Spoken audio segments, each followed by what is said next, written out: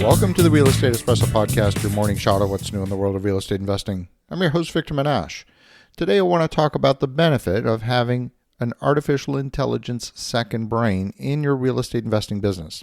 It's a topic that's getting a lot more attention lately, and for good reason. In fact, there was a recent episode by Nate Jones on the idea of building a second brain with AI, and what I appreciate about that discussion is it goes beyond simple productivity hacks. It gets to something much more fundamental.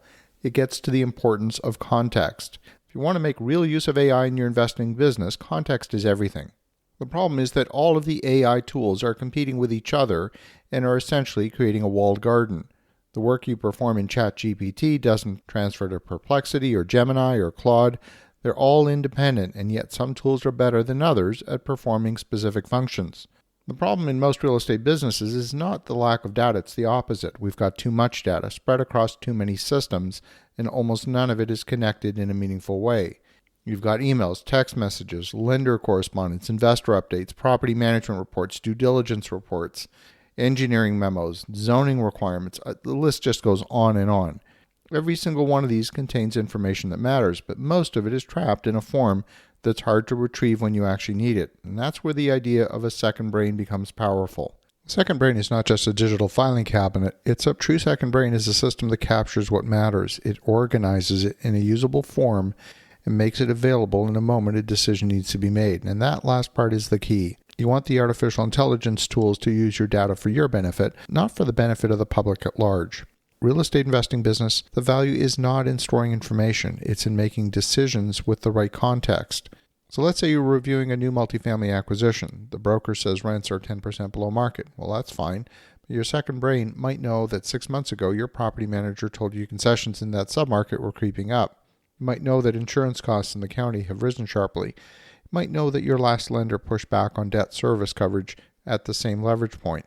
It might know that similar assets in your own portfolio had unexpected capital expenses in the first year because the seller deferred maintenance.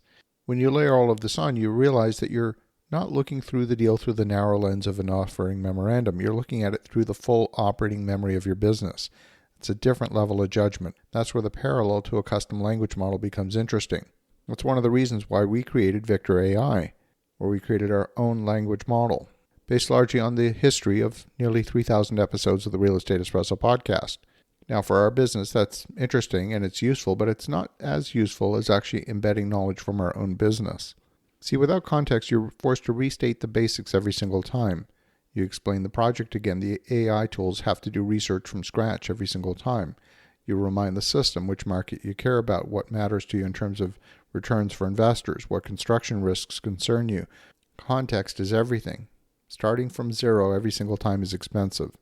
It's expensive in time, it degrades your decision quality, and it's expensive in missed opportunities because the best questions often come from connecting today's issue with something that happened in the past. A second brain reduces that friction.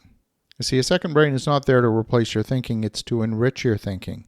It's helping you connect the dots. Your brain is for judgment. Your second brain is for memory, for pattern recognition, for retrieval, and for synthesis. That matters even more as the business scales. When you're small, you can get away with carrying a lot of it in your head. You remember the conversation. You remember why a decision was made. But if you want to institutionalize knowledge, you want the collective wisdom of the organization, not just your memory. You see, as the business scales, you've got multiple properties, multiple partners, multiple investors, multiple projects. Memory becomes unreliable. It becomes incomplete. And that's when a business starts dropping context. You end up repeating some of the same mistakes. And consequences, teams start duplicating work, details get missed, conversations happen again and again. Underwriting gets disconnected from field reality. Lessons learned on one project never make it into the next. These are costly mistakes.